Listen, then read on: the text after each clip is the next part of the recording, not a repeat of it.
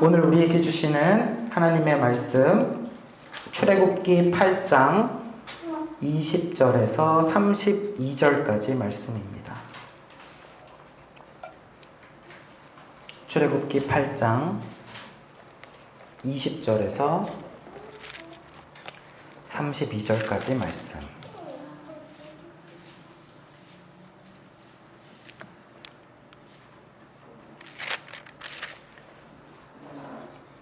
출애굽기 8장 20절에서 32절 말씀. 오늘 말씀은 그 10가지 재앙 중에서 네 번째 재앙이죠. 조금 분량이 많습니다. 분량이 많은데 그 내용이 먼저 하나님께서 모세에게 명령하시는 파트가 있고요. 그 다음에 실제로 애굽에 벌어지는 상황에 대한 내용이 있고요. 마지막으로는 바로가 이제 모세를 불러서 또 대화하는 내용이 있습니다. 그걸 보시면서 오늘 말씀 한 절씩 교독하시고 마지막 절은 같이 읽도록 하겠습니다. 여호와께서 모세에게 이르시되 아침에 일찍이 일어나 바로 앞에 서라. 그가 물 있는 곳으로 나오리니 그에게 이르기를 여호와께서 이와 같이 말씀하시기를 내 백성을 보내라. 그러면 그들이 나를 섬길 것이니라.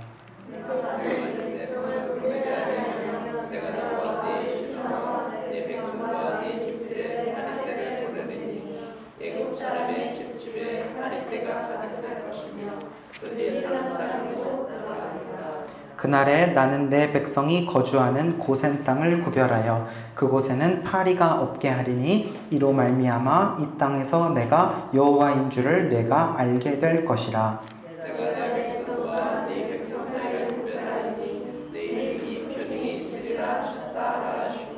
여호와께서 그와 같이 하시니 무수한 파리가 바로의 궁과 그의 신하의 집과 애굽 온 땅에 이르니 파리로 말미암아 그 땅이 황폐하였더라.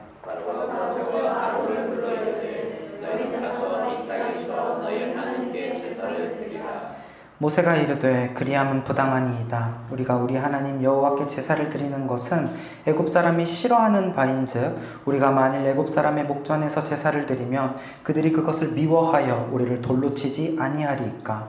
우리가 사흘 길쯤 광야로 들어가서 우리 하나님 여호와께 제사를 드리되 우리에게 명령하신 대로 하려 하나이다. 바로가 이르되 내가 너희를 보내리니 너희가 너희의 하나님 여호와께 광야에서 제사를 드릴 것이나 너무 멀리 가지는 말라. 그런즉 너희는 나를 위하여 간구하라.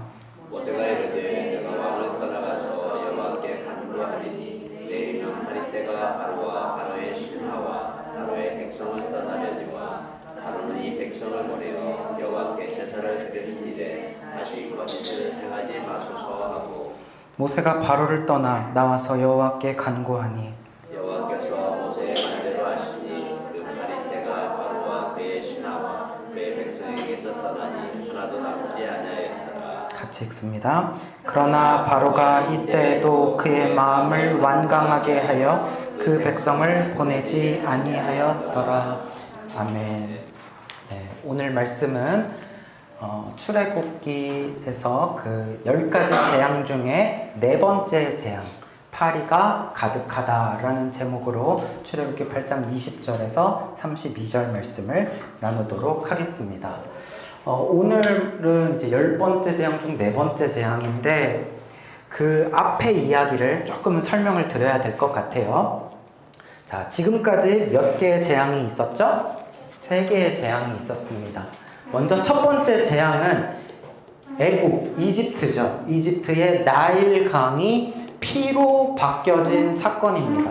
자, 나일강 물이 왜 피로 바뀌어졌습니까? 하나님께서는 모세를 통하여서 애굽의 왕인 바로를 찾아가서 명령을 했죠. 내 백성을 보내라. 내 백성, 이스라엘 백성을 보내라. 왜냐하면 지금 이스라엘 백성들이 하나님의 백성인데 바로의 백성이 되어서 있죠. 하나님을 섬겨야 되는데 바로를 섬기면서 살아가고 있죠. 그렇기 때문에 이스라엘 백성들이 어디에 속해 있는지, 누구에게 속해 있는지 하나님에게 속해 있음을 이야기하는 거예요.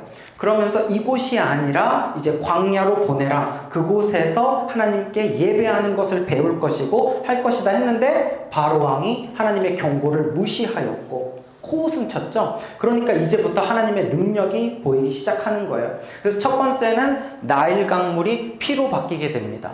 많은 재앙의 방법이 있겠지만 강을 피로 바꾸는 일이 왜 일어났는가? 그때 이집트, 애굽이라는 나라의 세계관에서 4개의 기둥이 있다고 그랬어요. 자, 기억나시나요? 첫 번째, 강. 두 번째, 뭐였죠? 땅. 세 번째는 하늘. 그리고 네 번째는 바로. 그렇죠? 다 기억하고 있죠? 이집트 사람들의 세계관에는 이 4개의 기둥이 있는데, 이 기둥이 무엇을 지탱하고 있냐면 이 신들이, 맞아요. 이게 각각의 신들인 거예요. 강의 신, 땅의 신, 하늘의 신, 그리고 바로 왕도 신이었습니다. 이 4개의 신이 애굽을 지탱하고 있다라고 믿고 있기 때문에 하나님께서는 앞으로 하나하나 재앙을 통하여서 강의 신, 땅의 신, 하늘의 신, 바로를 치면서 진짜 신이 누구인지를 보여주는 것이다. 그래서 첫 번째는 강의 신. 당시에 그들은 나일 강의 신 하피를 신으로 여기고 섬기고 있었다고 했었죠.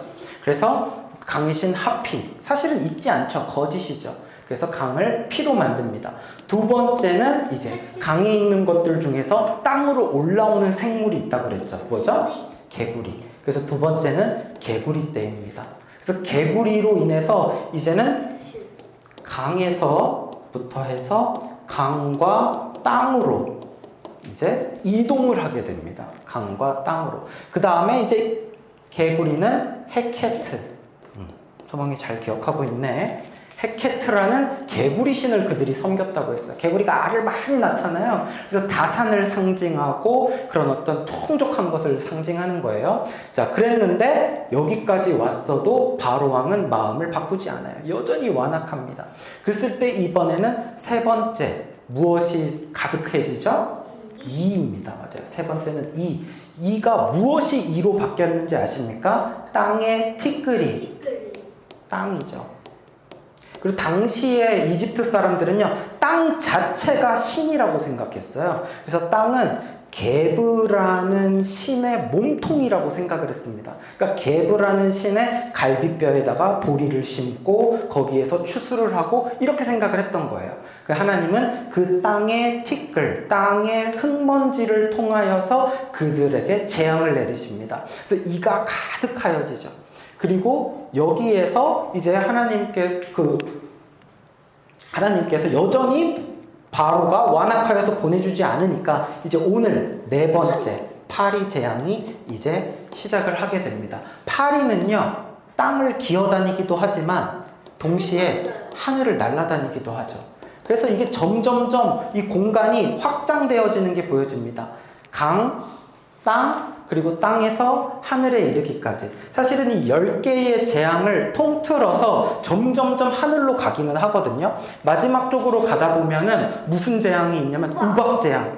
하늘에서 내리는 우박이죠. 그리고 흑암 재앙. 흑암은 해와 달이 가려지는 거예요. 그러니까 우주죠. 우주까지 확장이 되어져서 이것이 모든 것이 다 하나님께서 다스린다는 것이 보여지지만 요 앞에 첫 번째 1, 2, 3, 4의 재앙까지도 한 사이클이 돕니다.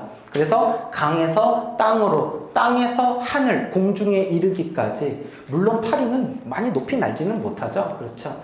그럼에도 불구하고 이 공중에 이르기까지 하나님만이 모든 천지 만물, 자연을 다스리시는 진정한 주인이시다. 이것을 보여주는 거예요. 너희 신들이 다스리는 게 아니다. 하나님이 물도, 땅도, 하늘도 지배하시는 분이시다. 하나님만이 천지를 다스리는 분이다. 이것을 보여주는 거죠. 자, 그러면 이번에 이제 이 네 번째 파리 재앙에 대해서 자세히 한번 다뤄보도록 하겠습니다. 자, 21절 말씀 우리 한 번 더 같이 읽어볼게요. 시작. 내가 만일 내 백성을 보내지 아니하면 내가 너와 내 신하와 내 백성과 내 집들에 파리떼를 보내리니 애굽 사람의 집집에 파리떼가 가득할 것이며 그들이 사는 땅에도 그러하리라. 아멘. 이것은 이제 하나님께서 하시는 말씀인데, 내가 만일 했을 때 이것은 바로를 말하는 것이고, 내 백성이라고 하는 것은 바로 하나님을 말하는 거죠. 하나님의 백성, 곧 이스라엘 백성을 이야기를 하는 거죠. 이스라엘 백성, 하나님의 백성을 보내지 않으면 어떻게 한대요? 파리떼를 보낸대요. 바로에게, 바로의 신하에게, 바로의 백성들에게, 그리고 그들이 사는 집집에 파리떼가 가득하고, 여기서 어떤 표현이 나오냐면 그들이 사는 땅에, 애굽 땅에 파리가 가득할 것이다 라고 이야기를 합니다. 자, 여기에서 말하는 파리가 뭘까? 우리가 알고 있는 그 파리? 집에 들어오는 날파리? 날파리일까? 아니면 엄청 커다란, 맞아, 똥파리일까?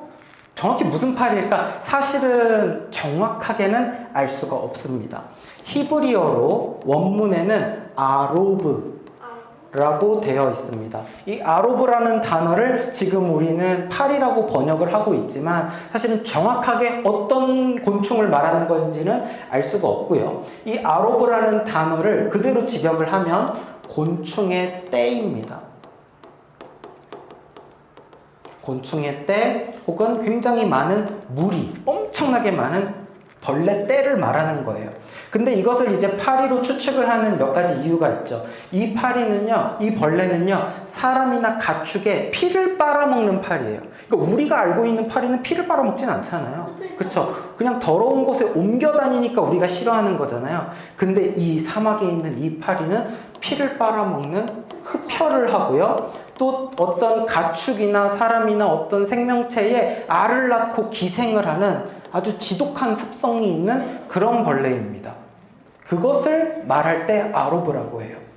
그래서 이 아로브가 무슨 벌레인지에 대해서 학자들마다 그리고 계속해서 이제 좀 의견이 다른데, 파리 혹은 모기라고 하는 사람도 있고, 혹은 또 뭐까지 이야기를 하냐면 맵시벌 를 이야기하는 사람도 있습니다.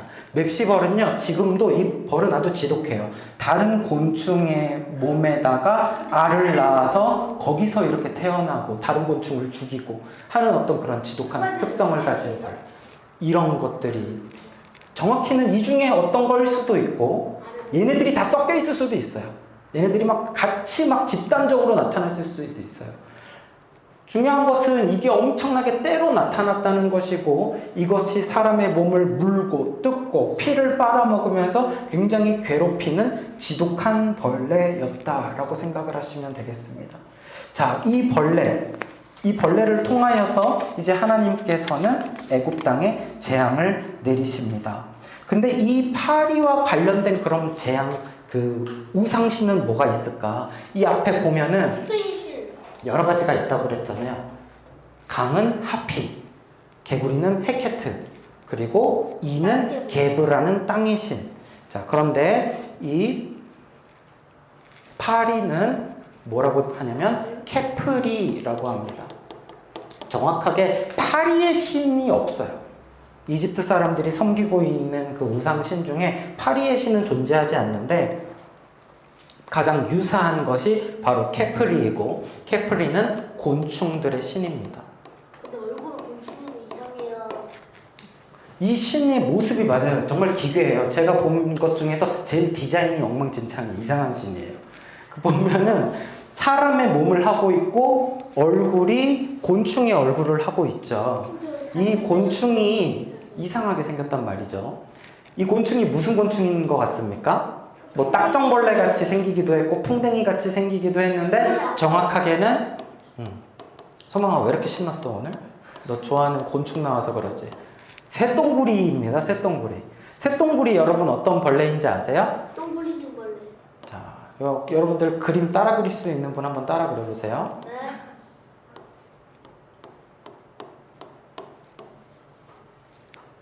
이게 뭐예요? 이게 동그란 게. 똥을 누구예요? 자기 똥이에요? 아니죠. 소똥이나 말똥 같은 거. 그런 큰 짐승의 똥을 굴려가지고 이 자신의 먹이를 이렇게 만들어가지고 경단처럼 만들어서 그것을 굴리면서 거꾸로 다니잖아요.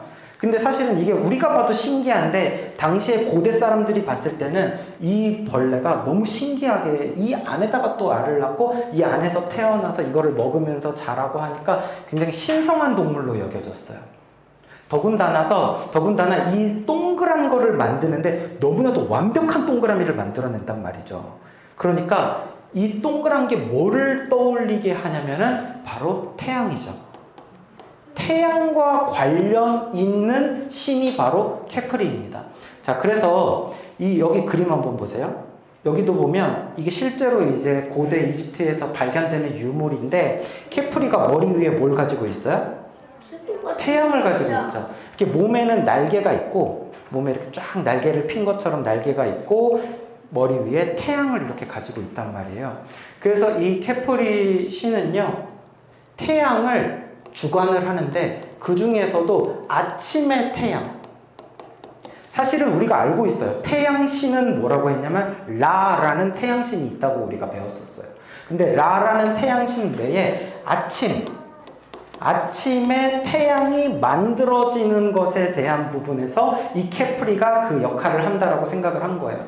라 혼자서 다 하는 것이 아니라 아침의 태양신은 케프리였다. 하늘을 주관하는 신. 그리고 이게 태양이 저녁이 되면 사라지잖아요. 아침이 되면 다시 생긴단 말이에요. 그러니까 없어졌다가 다시 생긴다라는 점에서 뭔가 부활 혹은 죽었던 것이 다시 살아나는 윤회, 이런 것과 관련이 있다고 믿어지는 것이 이 쇠동굴이 케프리 신이었어요. 그래서 당시에 사람이 죽으면은 이집트에서 미라를 만들죠. 그 다음에 미라를 만든 다음에 그 미라의 가슴 위에다가 이 케프리 조각상을 딱 올려놓습니다. 다시 부활하게끔, 다시 아침에 해가 뜨는 것처럼 부활하게끔 생각을 하는 거죠. 여러분, 제가 한 중고등학교 때 봤던 영화인데 혹시 미라라는 영화를 아세요? 여기 어린 친구들은 잘 모를 수 있어요. 당시에 이모택 약간 이런 유명한 얘기, 막 여자 주인공 안악수나문 막 나왔던 유명한 영화가 있었어요. 거기에서 미라가 막 부활을 한단 말이에요. 부활을 해가지고 막 그 저주를 깨고 일어나서 막 사람들을 괴롭히는데, 그 미라가 과거에 수천 년 전에 죽을 때 어떻게 죽었냐면은 이 쇠동구리로 죽입니다. 사람을 관에다가 넣은 다음에, 그러니까 끔찍한 어떤 죄를 지은 사람을 관에 넣고 거기다가, 좀 그 영화에서 징그러운 장면인데 이 쇳동구리를 막 쏟아 부어요. 아마 그 영화 보셨으면 기억나실 거예요. 좀 징그러운 장면. 쏟아 부어서 한마디로 얘네들한테 약간 이렇게 뜯겨서 죽은 그런 범죄자이기 때문에 이게 수천 년 뒤에 막 그 분노에 의해서 깨어나가지고 막 사람들 괴롭히는 그런 영화였거든요. 근데 그렇게 사람들이 상상을 한 이유가 뭐냐? 미라를 발굴을 해보니까 미라 위에 이런 게 올려져 있단 말이에요. 그러니까 쇳동구리로 이 사람을 죽였나? 이런 식으로 상상을 했던 거죠. 상상을 해서 이제 전혀 고고학적으로는 맞지 않는데, 실제로는 오히려 부활을 위해서 올려놓았던 우상신이었다. 그것이 케프리였다. 그리고 하나님께서는 오늘 이 파리신, 곤충들을 통하여서 케프리를 치셨다. 아침의 해를 주관하는 것은 애굽의 신이 아니라 하나님이시다. 이런 것을 보여주는 거죠. 자, 계속해서 이 파리 재앙은요, 조금 다른 재앙들과는 다르게 몇 가지 특징들이 있습니다. 첫 번째는 사라진 요술사들입니다. 요술사들이 더 이상 등장을 하지 않는다는 거예요. 자, 여기 요술사들의 이름이 뭐였죠? 소망이 잘 외우고 있네. 얀네와 얌브레라는 요술사가 있었어요. 얘네들은 바로왕 옆에 있었던 이집트 신들을 섬기는 제사장들입니다. 제사장들. 그런데 얘네들이 지금까지 어떻게 해왔었냐면은 하나님이 하셨던 재앙들을 계속 흉내내고 있었죠. 피 재앙 따라 했습니까? 따라 했습니다. 개구리 재앙 따라 했습니까? 네, 개구리 재앙도 따라 했어요. 그 앞에, 재앙 앞에 예고편이었던 뱀, 지팡이를 뱀으로 바꾸는 것도 이 얀네 얌브레는 흉내를 냈었다고요. 여기까지. 어떤 속임수를 쓴 건지, 어떤 악한 권능을 한 건지 흉내는 냈었는데 능력은 없었습니다. 아무 효능이 없어요. 왜냐면 피로 인해서 괴로운데 해결해 주는 것은 아니죠. 개구리가 많은데 오히려 개구리를 더 불러와서 골칫거리를 만들었던 게 이 얀네 얌브레였죠. 그러다가 이제 지난주에 했던 세 번째 재앙, 이 재앙부터는 흉내도 내지 못합니다. 그때는 바로왕 옆에서 뭐라고 이야기하냐면 이는 하나님의 권능입니다 라고 이야기해요. 자, 이 표시가 하나님을 뜻하는 거예요. 하나님의 권능입니다 라고 이야기를 하면서 결국은 하나님을 인정하게 되었고 자신들의 신으로는 해결하지 못합니다. 항복을 선언했던 것이 바로 이 얀네 얀브레. 그런데 이번에 이제 네 번째 재앙이죠. 파리 재앙에서는 어떻게 됐냐면 얀네 얀브레가 아예 등장하지도 않는다는 거예요. 이때까지만 해도 바로왕 옆에서 쫑알쫑알 말을 했다면 이제는 그야말로 할 말조차 없습니다. 꽁무니를 빼고 도망가 버립니다. 파리 재앙이 얼마나 혹독하고 힘들었는지 어쩌면 바로왕 옆에 없는지도 몰라요. 그들도 자기 먹고 살고 힘든 거죠. 가족들 지키러 가야 되는 거죠. 더 이상 이 파리 재앙 이후로부터는 등장하지 않는다. 본인들 살기 바쁘다. 자신들이 섬기는 신은 아무런 능력이 없다라는 것을 인정한 셈이라는 거예요. 자, 그리고 나서 이제 파리 재앙의 두 번째 특징이 있는데 바로 구별된 고센 땅입니다. 자, 22절 말씀 우리 함께 읽어보겠습니다. 시작. 그날에 나는 내 백성이 거주하는 고센 땅을 구별하여 그곳에는 파리가 없게 하리니 이로 말미암아 이 땅에서 내가 여호와인 줄을 내가 알게 될 것이라. 아멘. 그때의 고센 땅만 하나님께서 특별하게 뭐 하신다고요? 구별하신다. 네 번째 재앙부터 하나님이 구별하는 내용이 나온다는 것을 보면 첫 번째, 두 번째, 세 번째 재앙은 이스라엘 백성들도 함께 그 고통을 겪고 있었다는 걸 알 수 있죠. 저는 그것도 어느 정도 하나님의 계획 안에 있었다고 생각해요. 아예 처음부터 전혀 겪지 않는다면 그게 뭔지도 모르겠죠. 완전 딴 세상. 근데 어느 정도 겪고 고통 가운데 겪고 진짜 힘들 때는 하나님이 이제 보호하심으로써 아, 하나님이 이런 힘든 거에서부터 우리를 보호하셨구나라는 것을 보여주신 하나님의 계획이 아니었을까라는 생각이 듭니다. 자, 고센 땅이라는 것이 나왔는데 자, 고센이 어딜까? 자, 이게 애굽이죠. 나일강 중심으로 해서 이렇게 녹지가 있는 곳, 주변은 다 사막이지만 애굽, 이집트만이 녹지가 있습니다. 그것이 바로 나일강 때문. 그 중에서도 이렇게 우측 상단 지역에 있는 것이 바로 고센 땅입니다. 이 고센 땅에 하나님의 백성들, 이스라엘 백성들이 모여서 살고 있었어요. 자, 그러면 언제부터 이 고센 땅에 살고 있을까? 자, 여기 전체를 애굽이라고 했을 때, 자, 요 지역, 여기 초록색 지역, 이곳이 바로 고센 이라는 땅입니다. 이 고센 땅에 누가 살고 있냐면 이스라엘 백성들이 하나님이 특별히 구별하셔서 이곳에서 모여 살고 있었어요. 자, 언제부터 여기서 살고 있었을까? 이게 창세기 끝부분에 보면 나옵니다. 창세기 끝부분에 보면 이 고센 땅 와서 사는 이야기가 나오는데 그게 지금부터 얼마 전이냐면 몇 년 전?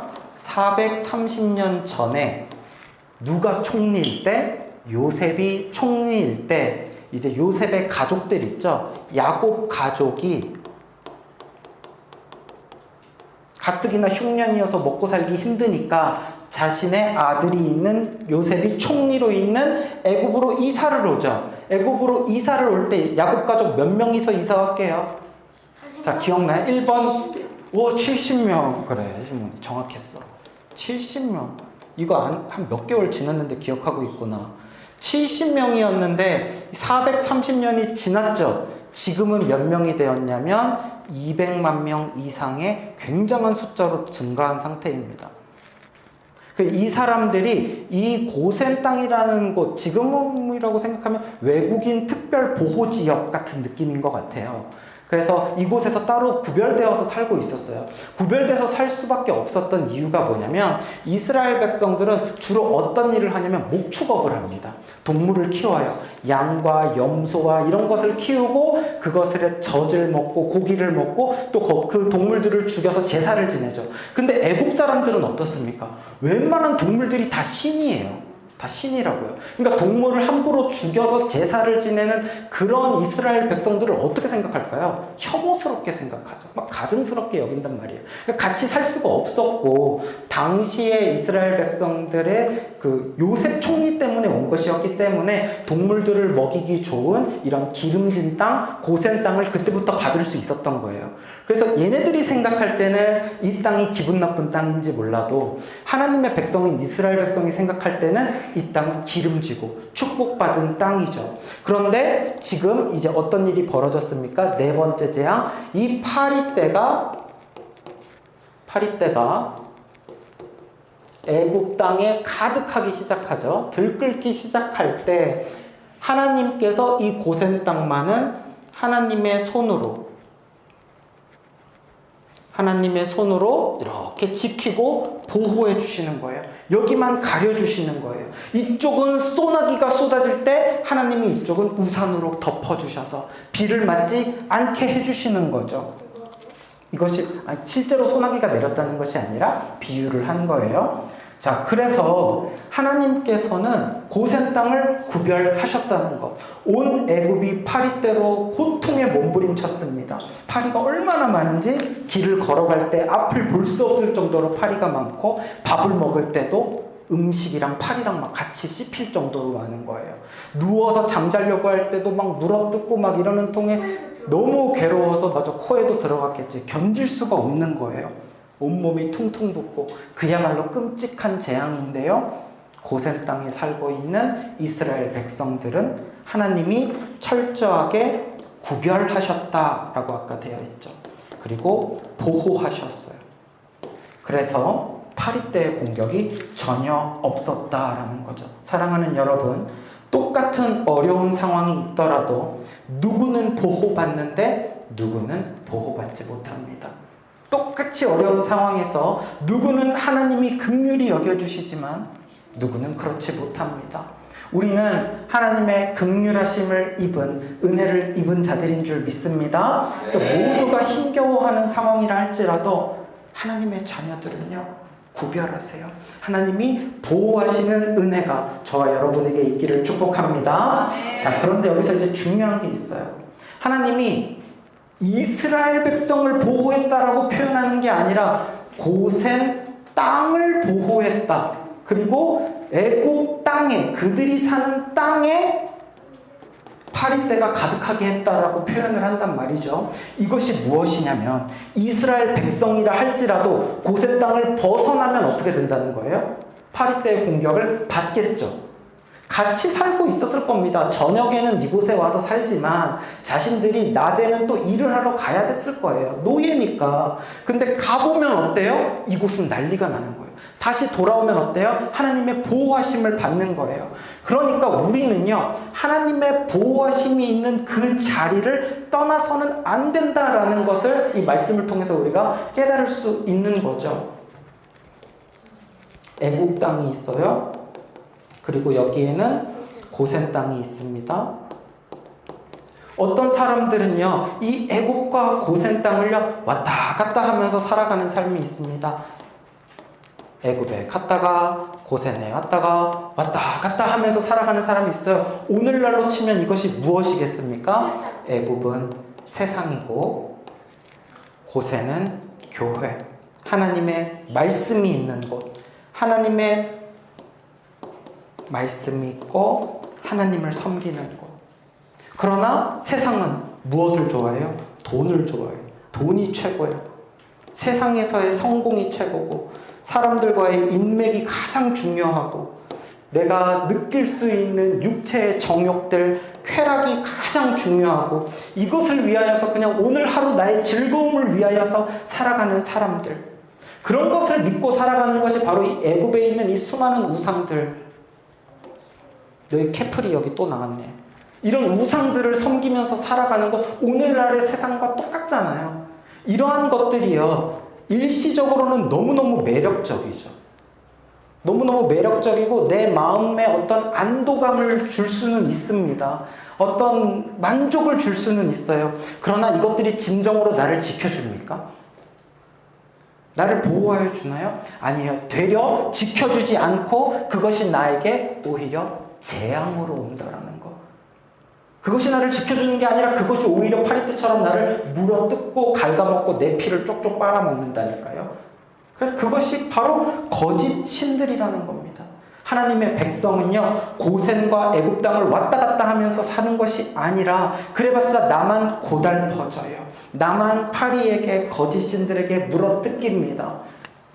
집 떠나면 고생이라는 말이 있잖아요. 우리 그리스도인들은 알 거예요. 교회 떠나면 고생입니다.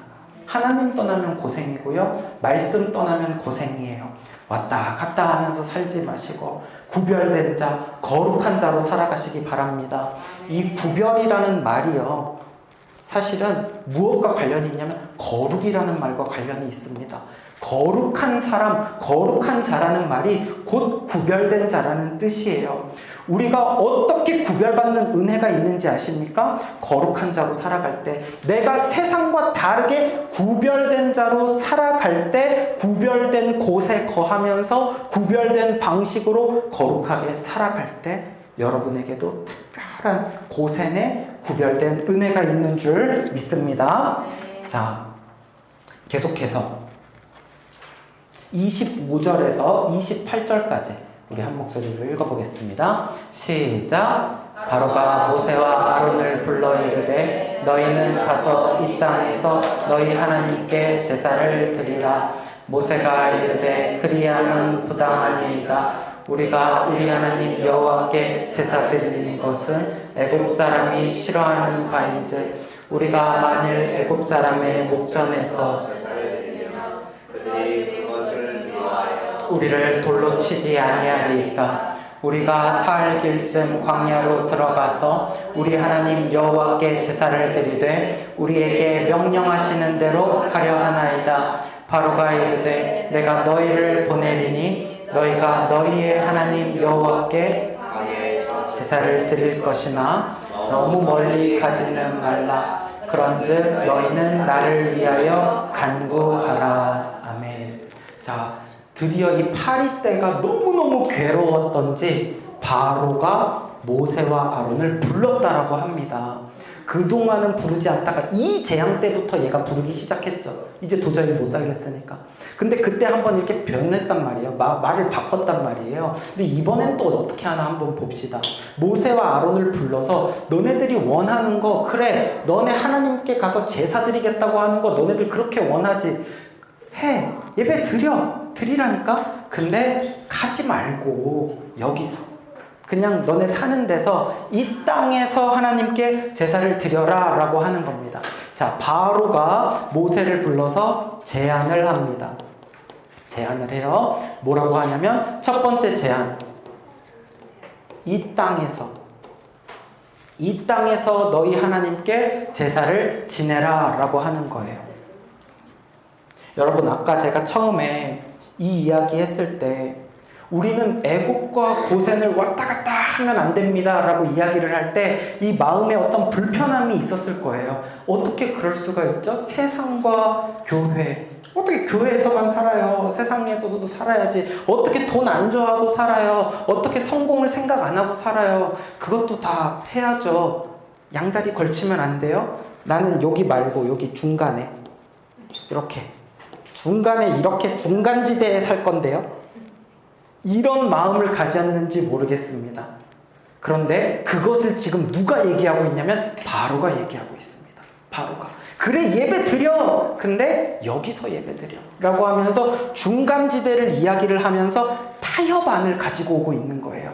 바로에 대한 타협을 지금 하려고 하는 거죠. 왜냐하면 도저히 이 파리 재앙이고 뭐고 점점 이 재앙들이 오는데 자기들도 견딜 수 없어서 뭔가 얘네들이 원하는 대로 해주긴 해줘야겠거든요. 그렇게 해서 이 땅에서 하나님께 제사 지내라 라고 했는데, 자, 그러나 하나님의 명령은 무엇입니까? 하나님의 명령은 광야로 나가라는 것이죠. 광야로 나가라는 것. 다시 말하면 애굽을 떠나라. 애굽에 거해서는 안 됩니다. 애굽으로부터, 세상으로부터 마귀 백성으로 살던 것에서 완전히 떠나서 이제는 하나님의 백성으로 살아야 한다는 것을 보여주는 거죠. 그것을 이야기를 하죠. 자, 자, 그렇게 이 땅에서 너희 하나님께 제사를 지내라라고 했을 때 모세가 이야기를 뭐라고 하냐면 모세가 그리함은 부당하나이다. 안 됩니다. 왜냐면 여기서 예배드리라고 했죠. 근데 애굽 사람들이 그거 싫어해요. 우리 여기서 제사 지내고 동물 잡으면은요 싫어해서 우리를 돌로 칩니다. 우리는 여기서 제대로 된 예배를 드릴 수 없고 하나님께서 말씀하신 대로 우리는 광야로, 그것도 사흘길쯤 멀리 갈 겁니다. 광야로 사흘길쯤 가면 얼마나 가는지 아세요? 자, 아까 봤던 지도. 자, 이 애굽에서 광야로 사흘길 정도 가면 거의 한 이 정도 갈 수 있습니다. 멀리 갈 수 있죠. 광야 깊숙한 곳까지 가서 우리는 애굽 사람들과는 완전히 떨어진 곳에서 구별된 곳으로 가서 우리는 예배를 드릴 겁니다. 그것이 하나님이 우리에게 무엇이에요? 명령하시는 대로 우리는 하겠습니다. 라는 거예요. 자, 따라해 봅시다. 명령하시는 대로 우리는요 하나님이 나에게 명령하시는 대로 살아야 되는 거예요. 말씀하시는 대로 살아야 되는 거지, 그것이 너무 힘들고 가혹하기 때문에 중간에 타협점을 적당하게 찾아서 할 수 있는 만큼 하면서 사는 게 아니에요. 하나님께서, 예수님께서 뭐라고 얘기했어요? 원수를 사랑하라고 말씀하셨어요. 내 이웃을 내 몸같이 사랑하라고 했어요. 아, 근데 그건 너무한데요? 어떻게 원수를 사랑하고 어떻게 내 이웃을 내 몸같이 사랑해요? 에이, 힘드니까 뭐라고 타협하는지 알아요? 과장된 거겠지. 그 정도로 사랑하라는 거겠지 하면서 실제로 원수를 사랑합니까? 안 합니까? 안 하죠. 원수는 미워하죠. 명령하신 대로 해야 되는 거예요. 왜 우리가 그리스도인들이 맨날 고통 속에 살아가고 능력이 없이 살아가고 세상 사람들한테 욕먹고 살아가는 줄 알아요? 하나님의 명령이 있는데 적당히 내 마음대로 바꿔가지고 타협하면서 살아가니까 그것은요 중간지대가 아니라 하나님 말씀이 아닌 것은, 은혜 밖에 있는 것은 하나님 백성으로 살아가는 것이 아니라 바로의 명령대로 살아가는 것이고 곧 마귀 백성으로 살아가는 것이 되는 거예요. 모세는 안 됩니다. 우리는 나가야 됩니다. 그랬을 때 바로 왕이 다시 두 번째 타협안을 이야기합니다. 내가 너희를 보내리니 너희가 너희의 하나님 여호와께, 이번엔 뭐라고 해요? 광야에서 하라는 거예요. 그래, 자기 말이 안 들으니까 광야에서 해라. 근데 뭐라고 이야기야? 너무 멀리는 가지 마라. 자, 이렇게 이야기를 합니다. 재밌죠? 이 바로가 하는 이야기가. 자, 그래, 그러면 광야에서 하긴 해. 근데 어떻게 하지 말라? 너무 멀리 가지 마라. 그러니까 한 사흘길쯤 가지 말고 한 반나절 거리 정도만 가 라고 이야기를 하는 겁니다. 자, 바로가 이렇게 이야기하는 이유가 뭡니까? 이스라엘 백성들에게 자유를 주려고 하는 거예요? 아니면 붙잡아 두려고 하는 겁니까? 그쵸, 붙잡아 두려고 하는 거예요. 마귀의 타협안에 여러분들 속지 마십시오. 중간지대는 없습니다. 이것은 중간지대가 아니라 이것은 마귀의 영역인 거예요. 마귀는 자기 손에서 놓아줄 마음이 없습니다. 바로는 놓아줄 마음이 없는 거예요. 이 땅에서 하라는 것도 마찬가지고 너무 멀리 가지 말라는 것도 마찬가지예요. 결국은 자기 손에 쥐고 있으려는 것이죠. 마귀의 속셈에 넘어가지 말아야 합니다. 모세는 어떻게 합니까? 따라합시다. 명령하시는 대로 하는 겁니다. 하나님께서 애굽을 떠나기를 원하셨고 완전히 먼 광야로 나가기를 원하셨기 때문입니다. 사랑하는 여러분, 이제 말씀을 정리할게요. 여러분이 하나님의 백성으로서 은혜 안에 거하고 하나님의 구별하심과 보호받기를 원하십니까? 그렇다면 여러분, 고센을 떠나지 말고 고센에 머무르면서 살아가는 여러분들이 되시기 바랍니다.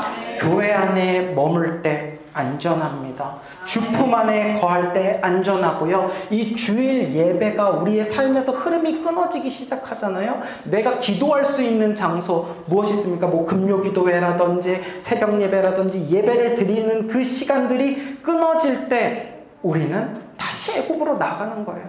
하나님이 나에게 보내주신 교회, 하나님이 나에게 보내주신 기도와 예배와 찬양의 그 장소, 그것이 나에게 주신 고센인 줄 믿으시기 바랍니다. 그 안에 있을 때 안전해요. 그 안에 말씀 안에 거하시기를 바랍니다. 두 번째로는 타협하지 않는 신앙생활을 하셔야 합니다. 타협하지 말고 항상 주님께서 나에게 주신 말씀대로, 우리는 그것이 힘들다고 느껴서 자꾸 이건 너무 힘들지, 적당히 중간선에서 해보려고 하지만 이 중간지대란 없다. 중간지대에 있는 것은 결국은 바로 안으로 들어가는 것이다. 말씀하신 대로, 하나님이 정하신 자리에서 하나님이 정하신 방식으로 말씀대로 예배드리며 살아가는 여러분 되시기를 바랍니다. 하나님 안에 있을 때 우리는 구속이 될 거라고 생각을 해요. 이렇게 있으면 너무 답답하지 않나요? 어떻게 세상 돈도 안 좋아하고 그런 것도 다 버리면서 무슨 산속에 사는 사람처럼 어떻게 살아가요? 아니에요. 물고기는요, 물 안에 있을 때 안전하죠, 가장. 자, 여기 어항이 있어요. 근데 여기에 자유를 찾겠다고 나온 물고기가 있습니다. 자, 이 물고기는 자유를 찾았을까요? 순간적으로는 어떤 뭔가 새로운 시간들을 잠시 느꼈을지 모르겠습니다. 그러나 자유를 찾겠다고 물 밖으로 나간 물고기는요, 신기하고 호기심을 채우는 즐거움은 아주 잠깐, 긴 고통이 시작이 되죠. 숨을 헐떡이다가 점점 죽어가기 시작합니다. 물고기는 물속에서 살도록 지어졌기 때문이에요. 물 밖이 자유가 아니라 물 안에 있는 것이 자유입니다. 마찬가지로 그리스도인은 하나님 안에 있도록 지어졌습니다. 고센에 거하도록 지어졌습니다. 하나님 안에 있을 때 자유롭고 생명이 있고 안전한 줄 믿습니다. 이 사실을 늘 기억하면서 오늘도 주님 품 안에 거하게 하신 그 하나님께 감사드리면서 말씀 안에, 믿음 안에 살면서 승리하는 저와 여러분 되시기를 주님의 이름으로 축복합니다. 이 시간 우리 말씀 기억하면서 함께 찬양하고 기도하도록 하겠습니다. 내 아버지 그 품 안에서 같이 찬양할게요.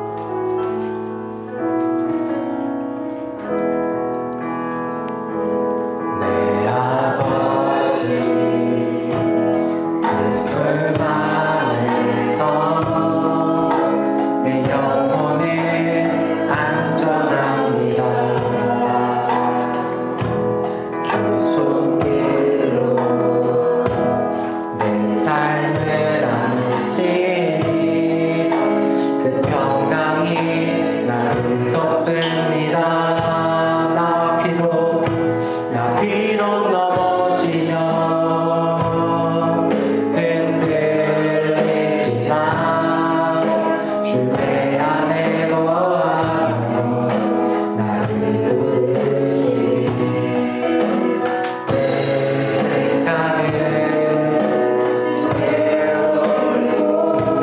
주시는 평강의 옷을 입습니다. 주 약속 안에서, 주 약속 안에서 내 영혼 평안해.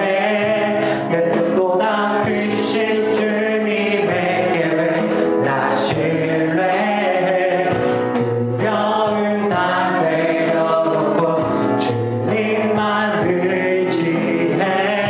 주 안에서 내 영혼 안전합니다.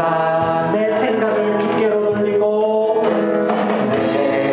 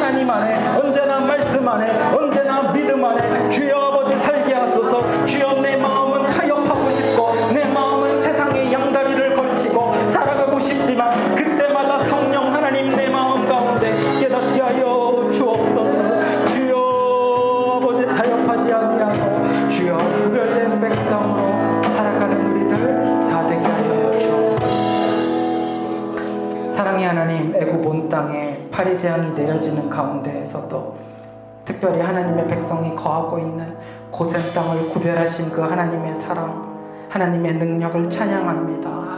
우리도 언제나 주님의 그 보호하심의 손길 아래에 있게 하여 주옵소서. 늘 하나님 안에 거하고 언제나 말씀 가운데 거하며 살아가는 우리 모두가 다 되게 하여 주옵소서. 감사드리며 예수님의 이름으로 기도합니다. 아멘. 이제는 예수 그리스도의 은혜와 하나님 아버지의 사랑과 성령님의 교통하심이 주님의 택함받고 긍휼하심 입은 거룩한 백성 다 되었으니 세상 유혹과 타협하지 아니하고 구별된 백성으로 애굽이 아니라 고센에 거하며 주님과 함께 말씀과 함께 날마다 승리하기를 소망하고 다짐하는 예배자들 머리 위에 지금부터 영원토록 함께 하시기를 간절히 축원하옵나이다. 아멘.